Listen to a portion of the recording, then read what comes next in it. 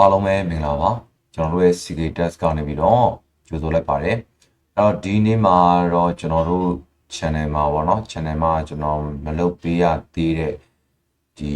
video လေးတစ်ပုဒ်ရှိတယ်ပေါ့နော်အဲ့ဒါဘာလဲဆိုတော့ကျွန်တော်တို့ Windows 11ပေါ့ Windows 11မှာကျွန်တော်တို့တွေအခုထပ်တီးပဲပေါ့နော်ဒါဒီ system requirement တွေအရင်များတဲ့အတွက်ကြောင့်မို့လို့ဒါကျွန်တော်တို့ဘယ်လိုပြောရမလဲ installation တွေပေါ့နော်ဒါရွေးတယ်ပေါ့နော်သူ set တွေဒါ 8gen လို့ဒီလိုမျိုးလေးတွေ gen ဟို CPU gen မြင့်မှသာနေဒီ Windows 11ကိုကျွန်တော်တို့ installation လုပ်လို့ရမယ်ဆိုပြီး system requirement တွေများတယ်ပေါ့နော်အဲ့လိုမျိုး system requirement များတဲ့ဥစ္စာလေးတွေကိုကျွန်တော်တို့တွေကဟို requirement မရှိလဲကျွန်တော် installation လုပ်လို့ရအောင်ပေါ့နော်ပြောချင်တာကတော့ကျွန်တော်တို့ set အနှိမ့်တွေမှာပေါ့နော်ကျွန်တော်တို့ 4 gen second gen ဒီလိုမျိုးလေးတွေမှာဟုတ်လားဒီလိုမျိုးလေးတွေမှာကျွန်တော်တို့ဒီ Windows 11ကိုကျွန်တော်တို့တင်ပြီးတော့ installation လုပ်လို့ရအောင်ဘယ်လိုလေးတွေလုပ်မလဲဆိုတာမျိုးလေးကိုကျွန်တော်ဒီ video လေးမှာပြပေးတော့မှာဖြစ်ပါတယ်အဲ့တော့ကျွန်တော်တို့တွေကတော့ဒါဟိုပုံမှန်နေနဲ့ solution တော့ကျွန်တော်တို့ဒီမှာပေါ့နော် okay Windows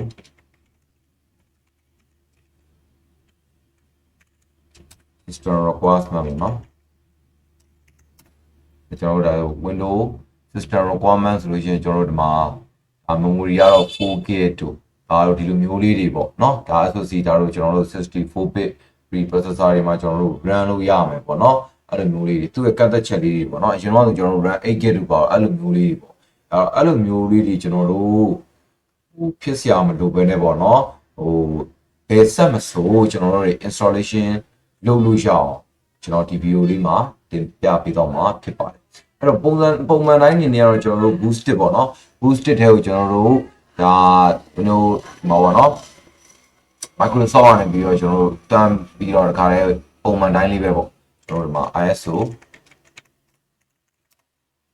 file ပေါ့မနော် download ပေါ့ဒီကနေမှဒါ Microsoft official website ကနေပဲကျွန်တော်တို့သွားနော် official website ကနေပဲသွားမယ်ကျွန်တော်တို့ဒါဒီမှာပေါ့နော်ကျွန်တော်တို့ဒီမှာဒီကောင်ဆိုလို့ရှိရင် create လုပ်မဲ့ဥစ္စာပေါ့ဘယ်ဥစ္စာနဲ့ကျွန်တော်တို့ဒီလိုမျိုးလေးတွေလုပ်မလဲပေါ့ဒါတော့ကျွန်တော်က download ဆွဲပြီးသွားပြီဆွဲပြီးသွားရဆိုတော့အတွက်ကြောင့်မလို့ကျွန်တော်ရဲ့ဒီမှာရှိရပေါ့နော်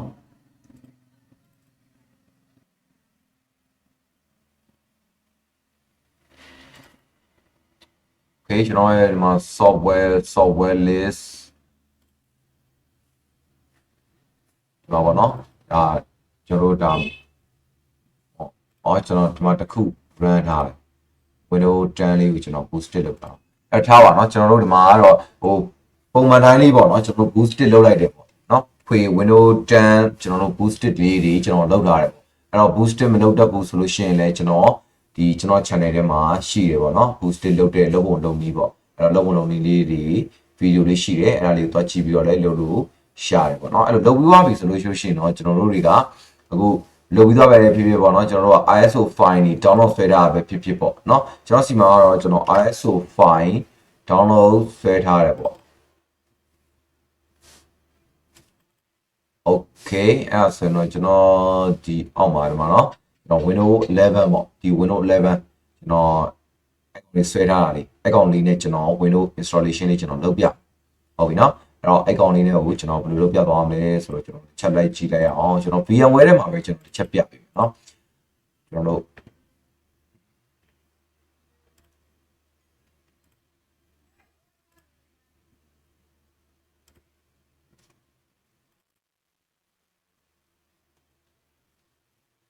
โอเคဒီကောင်လေးပဲကျွန်တော်ဒီကောင်ကဒါ Microsoft ကနေပြီးတော့ official ကျွန်တော် download ဆွဲထားတဲ့ ISO file လေးအဲ့ကောင်ထဲမှာကျွန်တော်ဘာမှ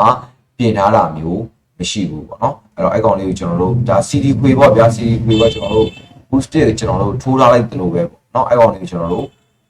တွဲလိုက်မယ်โอเค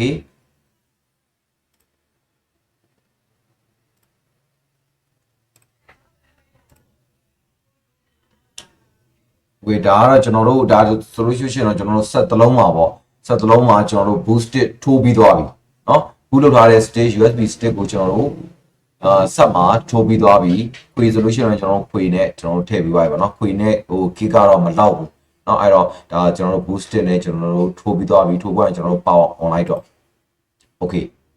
power online ပြီဆိုလို့ရှိရင်သူကြာလာပြီเนาะကြာလာပြီဆိုလို့ရှိရင်ကျွန်တော်တို့ဒီမှာเนาะကျွန်တော်တို့ပေးထားတဲ့ဥစ္စာလေးက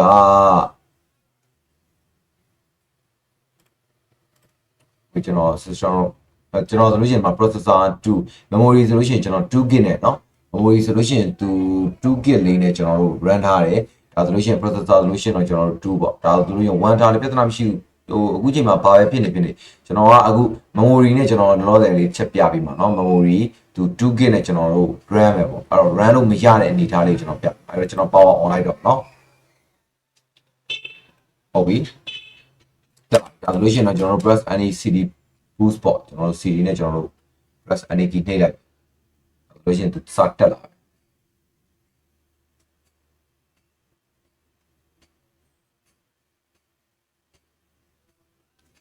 သူက run 2GB ပဲရှိတာဆိုတော့နည်းနည်းလေးတော့ရှိတာပေါ့နော်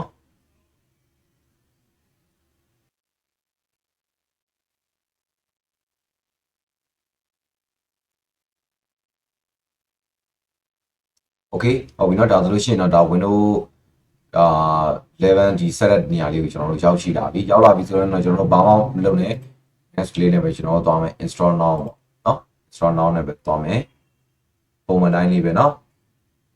ဒါကျွန်တော်ဘာမှလုပ်ထားတာမဟုတ်ဘူးเนาะဒီ CD ထဲမှာပေါ့เนาะဘာမှမလုပ်ထားသေးဘူးဘာမှမလုပ်ထားသေးတဲ့အတွက်ကြောင့်မလို့သူကဒါ error တက်အောင်ပါပဲเนาะအဲ့ error လေးကိုပါကျွန်တော်ပြပေးတော့အဲ့တော့အဲ့ဗီဒီယိုလေးကတော့ကျွန်တော်လုပ်ပြီးမဲ့ဆိုပြီးတော့ကျွန်တော်ရဲ့ဒီ channel လေးထဲမှာပေါ့နော်ကျွန်တော်မေ့ပြီးတော့တင်ပေးပြဘူးပေါ့နော်ဒါအခုမှကျွန်တော်ပြန်ပြီးတော့တတိယလို့ပြန်ပြီးတော့ဒါလေးလုပ်ပြီးတာပေါ့နော်နည်းနည်းတော့ up to date တော့မဖြစ်တော့ဘူးပေါ့ဒါပေမဲ့လည်းဒါလိုအပ်တဲ့သူတွေရှိတယ်ဆိုလို့ရှိရင်တော့ကျွန်တော်တို့ဒါလေးကိုကြည့်ပြီးတော့လို့ရှိရင်တော့စိတ်တည်းသားတော့နားလည်သွားမယ်လို့တော့ထင်တယ်ပေါ့နော်ရန်အခက်ခဲကြီးမဟုတ်ဘူးပေါ့နော်ကျွန်တော်တို့ဒါတင်တာလေးကโอเคအဲ့ဒါဆိုလို့ရှိရင်တော့ကျွန်တော်တို့ဒါ product key ပေါ့ product key ကတော့ကျွန်တော်တို့ I don't have the product key နဲ့ပဲကျွန်တော်တို့သွားမယ်သွားပြီးသွားပြီဆိုလို့ရှိရင်တော့ကျွန်တော်တို့ဒါ Windows 11 Pro နဲ့ပဲကျွန်တော်တို့တင်လိုက်เนาะ Pro နဲ့ပဲကျွန်တော်တို့တင်လိုက်ပြီးရင်တော့ကျွန်တော်တို့ next နဲ့သွားလိုက်โอเค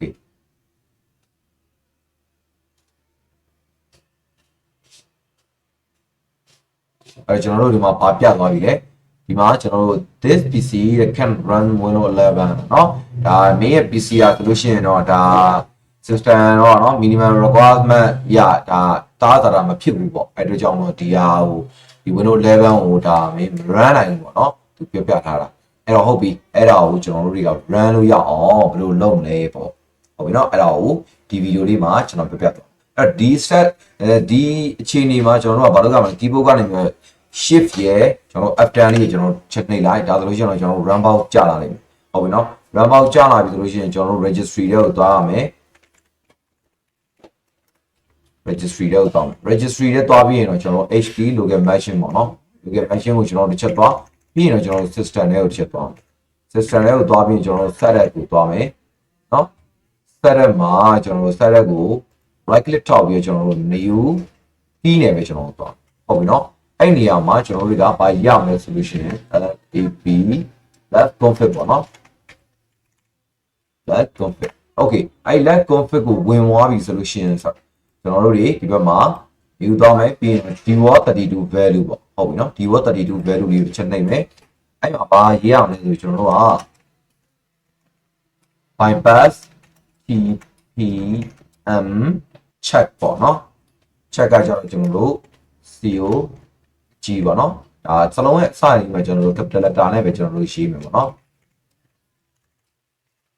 TPN check အဲ့တော့ဒီကောင်လေးတွေရဲ့ဒီ value တွေအကုန်လုံးကကျွန်တော်တို့ one ထားပြရမှာเนาะဘာဖြစ်လို့လဲဆိုတော့ bypass ဆိုတာ तू ကဒီ TPN check ပေါ့ check လုပ်ပြီးတော့ तू က system requirements တွေကိုတောင်းတဲ့ဥစ္စာကိုကျွန်တော်တို့ကကြော်ခိုင်းနေတာဆိုတဲ့အတွက်ကြောင့်မလို့ဒါ registry အကြောင်းကလည်းဒါအားလုံးလည်းရှင်းနေပြီးသွားပြီလို့တော့ထင်တယ်ပေါ့နော်အဲ့တော့ဒီ registry အကြောင်းလေးတွေ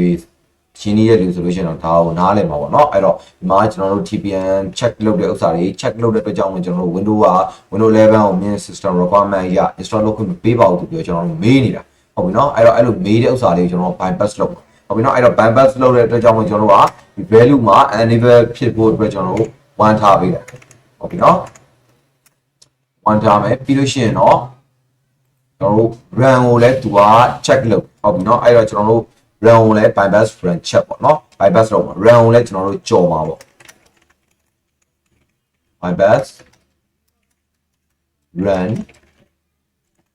check ပေါ့နော် check okay အဲဒီကောင်ကလည်း value က1လေးနဲ့ပဲထားပေးမယ်အဲ့တော့နောက်တစ်ခုက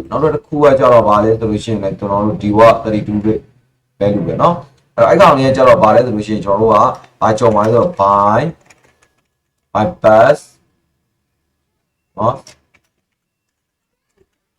secure boot ပေါ့เนาะ secure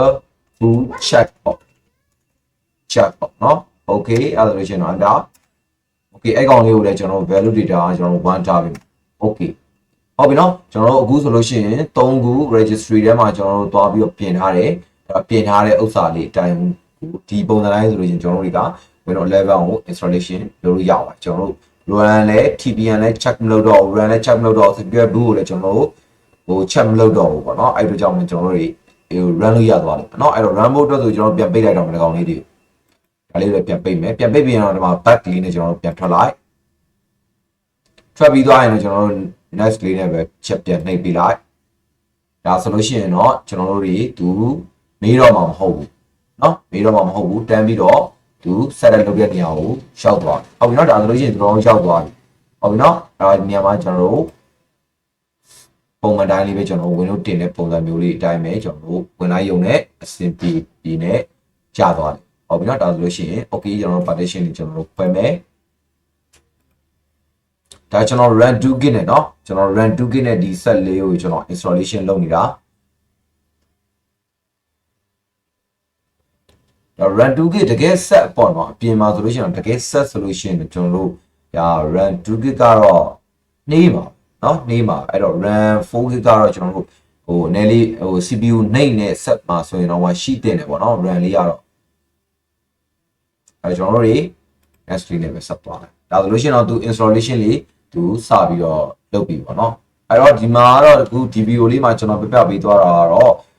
Windows 11လေးကိုပေါ့เนาะကျွန်တော်တို့ bypass ပေါ့เนาะကျွန်တော်တို့ system requirements တွေမမေးဘဲနဲ့ဟာလာမတောင်းဘဲနဲ့ကျွန်တော်တို့တွေချောမွေ့နဲ့ဘယ်လို installation လေးလုပ်သွားမလဲဆိုတာကိုကျွန်တော်ဒီ video လေးမှာပြသွားတာဖြစ်ပါတယ်အဲ့တော့အားလုံးပဲနားလည်မယ်လို့ထင်ပါတယ်အဲ့တော့ကျေးဇူးအများကြီးတင်ရှိပါတယ်ခင်ဗျာ